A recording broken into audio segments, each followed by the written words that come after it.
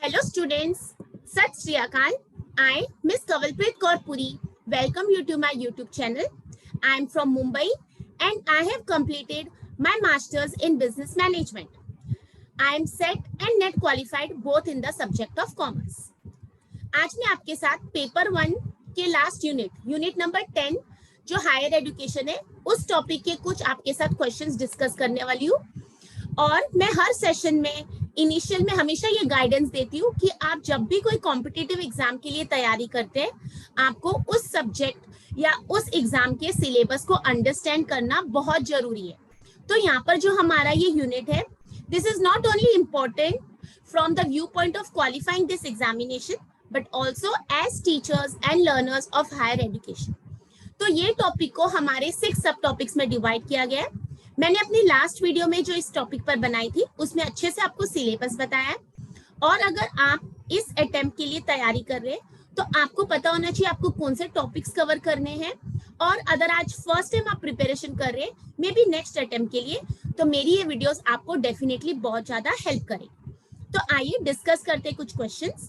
पहला क्वेश्चन है, the major barriers for access to higher education in India are.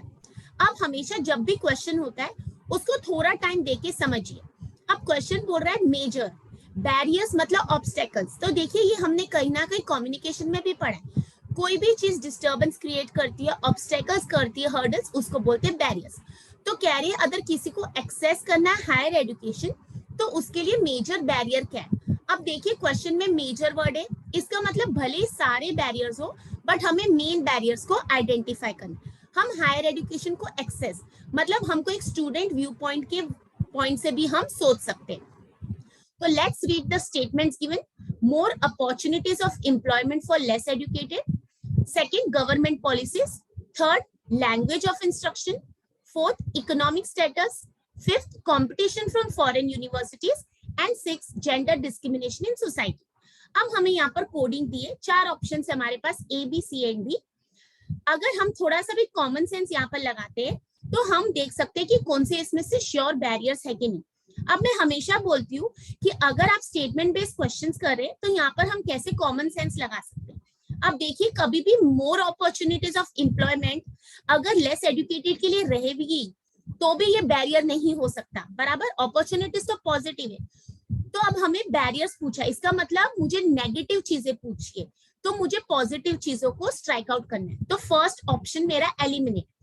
मैं quickly जाती हूँ ऑप्शंस में, जिसमें है मेरा फर्स्ट स्टेटमेंट उसको मैं एलिमिनेट कर सकती हूँ। तो option A can not be the answer because there is statement number 1 government policies. आपको लगता है क्या गवर्नमेंट पॉलिसीज कभी भी गलत बनाई जाएगी? नहीं। In fact government policies will support, अगर ऐसा कुछ रहेगा वो कभी भी बैरियर नहीं रहेगी। तो second should also not be the answer. तो हम ऑप्शन नंबर बी को भी एलिमिनेट कर सकते हैं। ठीक है, अब देख लेते हैं हम सी और डी में। तो क्विकली देखिए मैंने आपको बताया कैसे हमने 2 ऑप्शंस को एलिमिनेट किया कॉमन सेंस के साथ। लैंग्वेज ऑफ इंस्ट्रक्शन, यस ये बैरियर हो सकती है। अगर सपोज इंग्लिश ही पढ़ाया जा रहा है और हमें इंग्लिश नहीं आती तो yes it can be one of the barrier. Economic status, yes अगर हायर एजुकेशन बहुत एक्सपेंसिव है तो ये बैरियर हो सकती है इंडिविजुअल लेवल पर। कंपटीशन फ्रॉम फॉरेन यूनिवर्सिटीज, क्या competition from foreign universities barrier हो सकती है? I don't think so. कभी भी हेल्दी कंपटीशन होगा तो वो बेनिफिट करेगा। जेंडर डिस्क्रिमिनेशन, यस हो सकता है कि फीमेल्स को पढ़ाया ना जा रहा हो और मेल्स को। तो अब जब हमने ऐसे क्वेश्चन की स्टेटमेंट्स को एनालाइज कर लिया तो हम देख सकते हैं कि मुझे लग रहा है थर्ड, फिफ्थ या सिक्स्थ बैरियर हो सकता है। ठीक है, और मुझे कौन सा, अभी मैंने फर्स्ट और सेकंड ऑप्शन तो एलिमिनेट कर दिया था। मैंने आपको बताया competition from foreign universities barrier नहीं लगता है, तो ऑप्शन डी भी एलिमिनेट हो जाएगा। तो हमारे पास एक ही ऑप्शन यहाँ पर करेक्ट आता है, option number C, third, fourth and six statements. ठीक है, तो देखिए मैंने कैसे आंसर ढूंढा, कॉमन सेंस। हम इस लेवल पर जब एग्जाम करते हैं हमें अप्रोच अपना बदलना चाहिए, क्योंकि यहाँ पर तो हमें स्टेटमेंट्स दी थी और हम कॉमन सेंस यूज करके भी, ये भले मेरा सिलेबस में डायरेक्ट क्वेश्चन नहीं बनता है but this is such a common sense. तो हमें पता होना चाहिए कि मैंने कैसे आंसर ढूंढा with in a fraction of second.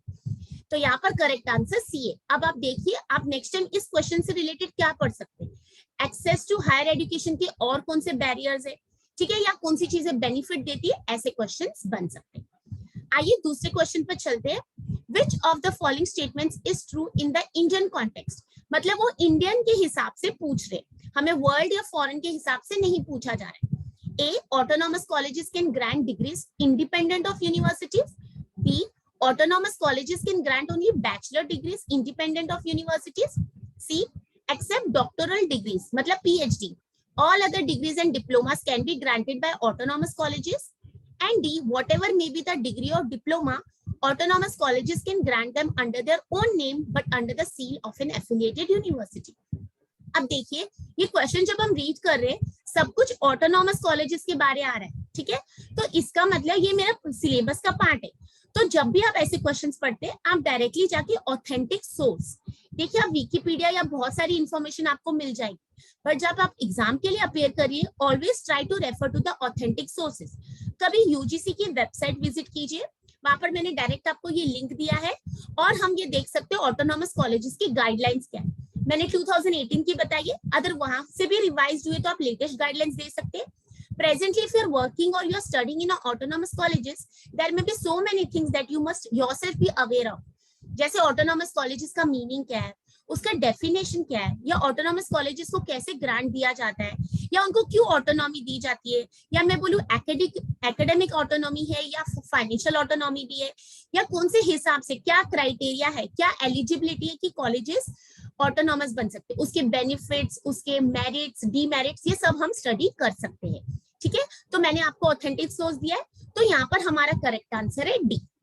Which of the following statement true पूछा है, whatever may be the degree, भले कौन सी भी डिग्री हो, BCom, MCom, masters, autonomous colleges can grant them, वो दे सकते हैं उनको under their own name but under the C. तो भले आप यहाँ पर जैसे मैं मुंबई से हूँ तो यूनिवर्सिटी ऑफ मुंबई का ही वहीं पर नाम रहेगा, भले आपका कॉलेज ऑटोनॉमस क्यों ना हो। तो अब तक ये पावर्स हम ऑटोनॉमस यूनिवर्सिटीज को नहीं दिया गया, कॉलेजेस को, they can grant them under their own name but under the seal of the affiliated university. अब आप कॉमर्स स्टूडेंट है या जनरल भी, हमको सील पता है क्या रहती है, सिग्नेचर, ठीक है। तो हमारा यहाँ पर स्टेटमेंट डी इज करेक्ट। कभी कभी हो सकता है क्वेश्चन को ऑटोनॉमस कॉलेजेस के बदले कुछ और पूछा जाए, aided colleges, government colleges, private universities, deemed universities. मैंने आपको हर बार बताया जब भी आप एक टॉपिक को स्टडी करते हैं आप एनालाइज कीजिए कि उसके रिलेटेड कौन से टॉपिक्स रह सकते हैं, ठीक है। तो यहाँ पर हमारा करेक्ट आंसर है डी। नेक्स्ट क्वेश्चन है विच of the following is the flagship scheme. अब फ्लैगशिप स्कीम का मतलब क्या होता है ये जानना जरूरी है। Of the ministry of skill development and entrepreneurship implemented by national skills development corporation. कह रही है चारों ऑप्शन में से फ्लैगशिप स्कीम का मतलब रहता है कौन सी सबसे प्रायोरिटाइज्ड स्कीम है गवर्नमेंट की या जिसको इंपॉर्टेंस दिया गया। फ्लैगशिप स्कीम मतलब समझ आया, मिनिस्ट्री, कौन सी ministry, skill development and entrepreneurship. अब देखिए हिंट से ही हमको समझ आ जाए, स्किल डेवलप करा रहे हैं हम बच्चों के, क्यों, ताकि वो खुद से अपने बिजनेस सेटअप कर सके, वो दूसरों को एम्प्लॉयमेंट दे सके। अब हम कॉमर्स स्टूडेंट हैं, हमें पता है, हम जैसे बोलते हैं हर बच्चे को एंटरप्रेन्योर बिजनेस बने सो दैट ही और she helps create jobs for others. हम सब जॉब पर डिपेंडेंट रहेंगे तो कैसे चलेगा ना। तो ministry of skill development and entrepreneurship implemented by national skills development corporation. अब हमारे यहाँ पर क्वेश्चन बन सकते हैं स्किल्स का मतलब मिनिस्ट्री रिलेटेड, ठीक है। अभी यहाँ पर सब गवर्नमेंट स्कीम्स आ सकती है। तो ऑप्शन है robotics India, C artificial intelligence and schools, C make in India, D Pradhan Mantri Kaushal विकास योजना। तो यहाँ पर करेक्ट आंसर है डी प्रधानमंत्री कौशल विकास योजना, क्योंकि यहाँ पर इस स्कीम का नाम से ही आपको समझ आ जाना चाहिए। अगर आपने कभी न्यूज़पेपर या अवेयरनेस भी रखी, मैंने डायरेक्टली लिंक दिया आपको वेबसाइट का, आप चेक कर सकते हैं। आपका होमवर्क क्या है, आप डिफरेंट स्कीम्स पढ़ सकते हैं गवर्नमेंट की और इस स्कीम से क्या बेनिफिट है ये यहाँ पर मैंने मेंशन किया, ठीक है। कौन सी स्कीम है, उसके अंदर क्या एलिजिबिलिटी है, कौन उसमें पार्टिसिपेट कर सकता है। या नेक्स्ट क्वेश्चन बन सकता है कि रोबोटिक्स इंडिया क्या है, आर्टिफिशियल इंटेलिजेंस क्या है, मेक इन इंडिया स्कीम का भी स्टेटस क्या है, या कौन से product services make in India के अंदर बन रहे हैं, ठीक है। तो ये सारी चीजें यहाँ पर कवर हो जाती। This was very common sense, क्योंकि यहाँ पर स्किल डेवलपमेंट था, ठीक है। जैसे मैं बोलूँ क्या यूथ का कोई डे होता है, कोई मिनिस्ट्रीज को सपोर्ट करिए, इनके लिए बजट कौन ले आउट करता है, इसका बेनिफिट कैसे मिलता है, ये सारे क्वेश्चंस यहाँ से बन सकते हैं। मैंने यहाँ पर डायरेक्टली आपको दिए, देखिए ये स्क्रीनशॉट है, मैंने डायरेक्टली एमएसडी की वेबसाइट से लिया है, ठीक है। ये शॉर्ट टर्म ट्रेनिंग की कोर्सेज है, वोकेशनल है, ठीक है। जैसे आपको कुछ दिख रहा होगा इसमें लॉन्ग टर्म ट्रेनिंग की स्कीम्स है, या तो फिर आपको इंटर्नशिप वहां पर करनी हो, एंटरप्रेन्योरशिप, तो यहाँ से हर एक क्वेश्चन आपको बन सकता है। आप इतना याद रखिए, जब भी आप पढ़ते कहीं से ऑथेंटिक सोर्स से पढ़िए। आपने कहीं से भी पढ़ लिया, विकिपीडिया कोई भी अपडेट कर सकता है, तो इसलिए ऑलवेज रेफर, मेक नोट्स कि कल जाके आप उसको इजी वे में लास्ट डे रिवीजन कर सकते हैं। नेक्स्ट क्वेश्चन देख लेते हैं। In order to meet the demands of the market economy and produce competent graduates who can compete with their counterparts in international markets, the first and foremost change that needs to be introduced in the prevailing system of Indian higher education is related to. Question इतना बड़ा है, पढ़ने में ही time लगता है। कह रहे in order to meet the demands, अगर हमको मार्केट इकोनॉमी, मार्केट के हिसाब से चलना है और अच्छे ग्रेजुएट्स प्रोड्यूस, कॉम्पिटेंट मतलब केपेबल, हम कहते हैं ना इंडिया में इतने सारे लोग अनएम्प्लॉयमेंट, बट क्या सब केपेबल है जॉब्स के? Who can compete with their counter parts, मतलब अगर मैं कंपैरिजन करूं फॉरेन मार्केट्स में, तो उनको अगर उनके हिसाब से मुझे केपेबल बनाना है, तो the first and foremost change हमें जो लाना है वो कहां पर सिस्टम है हायर एजुकेशन में। देखिए ये बहुत ज्यादा हम बोल सकते हैं डिस्प्यूट वाला क्वेश्चन हो सकता है, इस पर काफी हम बहस भी कर सकते हैं, but yes here the correct answer is B, curriculum. ठीक है, एडमिशन प्रोसेस को चेंज करके कुछ फर्क नहीं पड़ेगा, एजुकेशनल टेक्नोलॉजी कुछ एक्सटेंड तक हेल्प कर सकती है, appointment of teachers is all together something different. तो यहाँ पर बेस्ट सुटेबल आंसर है करिकुलम। आप देखिए जब भी आप एग्जाम में बैठ रहे, कॉमन सेंस यूज कीजिए, आप प्रैक्टिकल व्यू पॉइंट से सोचिए। ठीक है, ऐसा नहीं कि आपको इस क्वेश्चन पर डिस्प्यूट करना है या आपको लगता है एनटीए ने कुछ भी क्वेश्चन पूछ ले, बट यस अगर हम बच्चों का करिकुलम को चेंज करेंगे, उनको उनके हिसाब से compete करवाएगी इंटरनेशनल मार्केट जो प्रेजेंट रिक्वायरमेंट है, तो डेफिनेटली वो केपेबल बन सकते हैं। ठीक है, अब यहाँ पर हम क्या आंसर, हम क्या पढ़ सकते थे, इसको क्या रिलेटेड, तो मैंने यहाँ पर आपको बताया है कि सिलेबस और करिकुलम में डिफरेंस होता है। ठीक है, क्योंकि बहुत बार ये क्वेश्चन आ चुका है, आपको पता होना चाहिए what is the meaning of syllabus and what is curriculum. अब जैसे आप कॉलेज पढ़ लीजिए, तो हमें एक पहले दिन एक सिलेबस मिल जाता है कि आपका मार्केटिंग का सब्जेक्ट है, इसमें आपके पास 4 मॉड्यूल्स है और ये सेमेस्टर में इतना है, फिर नेक्स्ट टर्म में हमको सर्विस आ जाएगा। तो सेम हमें, तो syllabus is the document that contains all the portion of the concepts covered in a particular subject, and curriculum is the overall content taught in an educational system।